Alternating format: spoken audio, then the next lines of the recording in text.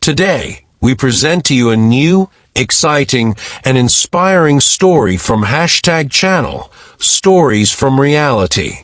Here is the story of Prophet Shu'ayb, peace be upon him, as mentioned in the Quran and Sunnah, and here is a glimpse of it.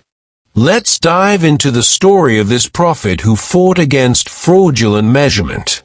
In a vast, green land, where trees were abundant and springs flowed, stood Madian, a commercial city bustling with activity and movement. But the hearts of its people had hardened due to their love for wealth, making them forget God who provided for them. There, in the heart of that desert filled with the sounds of camels and caravans, God sent a mercy and a guide, a man from among them, known for his noble lineage and honesty, Shu'ayb, peace be upon him. The beginning, the call to Tawheed, monotheism. Shu'ayb stood among his people, his voice rising with the truth revealed to him. He was not a stranger to them, but one of them, aware of their circumstances. He said to them as the Holy Quran recounted, "O my people, worship Allah, you have no deity other than Him." O Al-Araf 85. The call began with the fundamental principle, worshipping Allah alone, with no partner. But hearts sealed by sin do not respond easily. The people looked at Shu'ayb with disdain and even began accusing him. What did they say? The challenge and false accusations. They said, "O Shu'ayb, does your prayer command you that we should leave what our fathers worship or not do with our wealth what we please?" Qud 87. They mock him, accusing him that his prayers had corrupted his mind. They saw his interference in their trade and wealth as a violation of their freedom.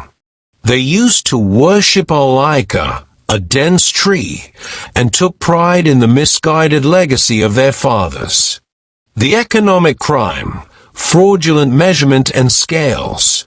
Here lay the essence of Shu'ayb's miracle. His people were not only disbelievers, but they were also professional thieves committing grave economic crimes. They used to give short measure and weight, depriving people of their rights in buying and selling. Imagine the marketplace bustling with people, where the seller cheats in measurement and scales, taking more than his right and giving the buyer less than his due. The Quran described them eloquently. And to Madian we sent their brother Shu'ayb. He said, "O my people, worship Allah and expect the last day and do not commit abuse on the earth, spreading corruption." Al-Ankabut 36. His practical, just advice was, "Give full measure and weight in justice and do not deprive people of their due, and cause not corruption upon the earth after its reformation." Al-Araf 85. He was addressing their greed and reminding them that provision is from Allah, and that blessing in trade comes through justice, not fraud. The arrogance and threats of the people. The people were not content with rejecting his call. They became arrogant and threatened him, and those who believed with him with expulsion and harm. They said to him with utter insolence, they said, "We will surely expel you, O Shu'ayb, and those who have believed with you from our city, or you must return to our religion." Al-Araf 88. So what was the response of this wise and courageous prophet? It was a response reflecting his trust in Allah and certainty of his support. Steadfastness and disavowal of the people's actions. Shu'ayb raised his head to the sky, then looked at his unjust people and spoke the word of truth. He said, "We would have invented about Allah a lie if we returned to your religion after Allah had saved us from it." Al-Araf 89. He declared his innocence from their falsehood and entrusted his affair to Allah, for he is the best protector and the best supporter. The outcome, salvation for the believers and destruction for the wrongdeeds.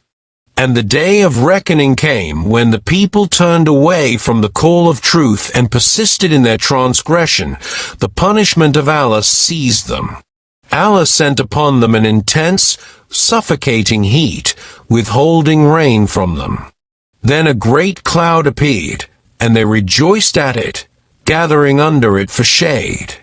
In an authentic narration from the Sunnah, from Ibn Abbas, may Allah be pleased with him, that the Prophet said, "As for the people of Madian, they were destroyed by the awful cry." Sahih al-Bukhari.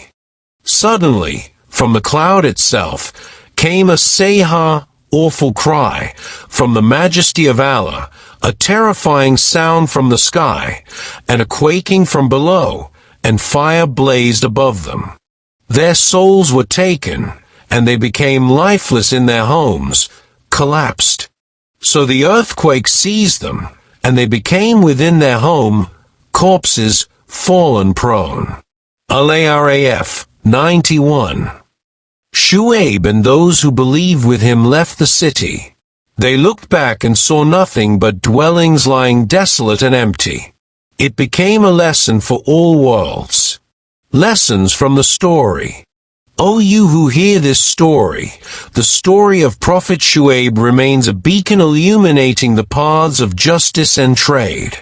It always reminds us that fraud is not merely a simple commercial violation.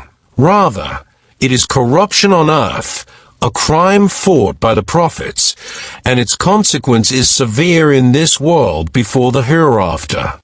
Let Shu'ayb, peace be upon him, be an example for every merchant, and a reference for everyone seeking lawful provision, for the blessing of justice is better than the falsehood and deception of fraud. Allah knows best. If you like the video, support us with a like, share, and follow to help us continue. Production and execution, Ahmed Dawood.